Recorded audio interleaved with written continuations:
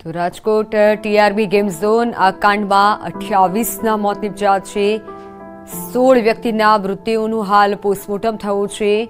Game ઝોનમાં માત્ર એક જ એન્ટ્રી હતી। ટીઆરબી આ કાંડમાં ત્યાર સુધી 28 લોકો હોમાયા છે। અનેક પરિવારો પહોંચ્યા છે હોસ્પિટલ અને તેમના પરિવારના તેમના સ્વજનને શોધી રહ્યા છે। આ ગેમ ઝોનમાં 99 રૂપિયાની સ્કીમ રાખવામાં આવી હતી અને આ 99 રૂપિયાની સ્કીમે 28નો ભોગ લીધો છે। 28 લોકોને ભરખી ગયો છે। વેલ્ડિંગ ચાલી રહ્યું હતું, વેલ્ડિંગનું કામ ચાલી રહ્યું હતું અને તેમાં માત્ર એક તણખલો થયો અને આ તણખલાએ આગનું સ્વરૂપ ધારણ કર્યું અને આજે વિકરાળ આગ લાગી। રાજકોટમાં જ દુર્ઘટના સર્જાઈ છે, જેમાં એસઆઈટીની ટીમની રચના કરવામાં આવી છે।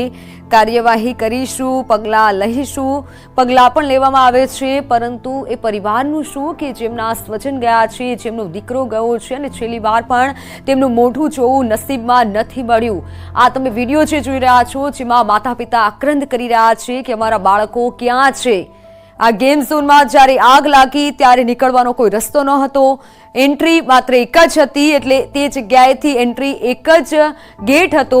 આ બનાવ સમયે 70 લોકોએ ટિકિટ લીધી હતી, એટલે સ્વાભાવિક છે 70 લોકો અંદર હશે અને જેમાંથી 28 લોકોના મોત નિપજ્યા છે। વેલ્ડિંગનો એક તણખલો થયો અને જેમાં આ સમગ્ર ઘટના ઘટી। 16 વ્યક્તિના મૃત્યુનું હાલ પોસ્ટમોર્ટમ થયું છે। ડીએનએના સેમ્પલ મેચ બાદ મૃત્યુની ઓળખ થશે। ઘણા એવા મૃતદેહો છે કે જેમની ઓળખ કરવી પણ મુશ્કેલ છે અને તે માટે ડીએનએ ટેસ્ટ કરવામાં આવશે। હાલ સીએમ ઘટના સ્થળ પર પહોંચી ચૂક્યા છે। સિવિલ હોસ્પિટલમાં જઈ તેઓ પરિવારોની મુલાકાત લેશે અને તેમને સાંત્વના પાઠવશે।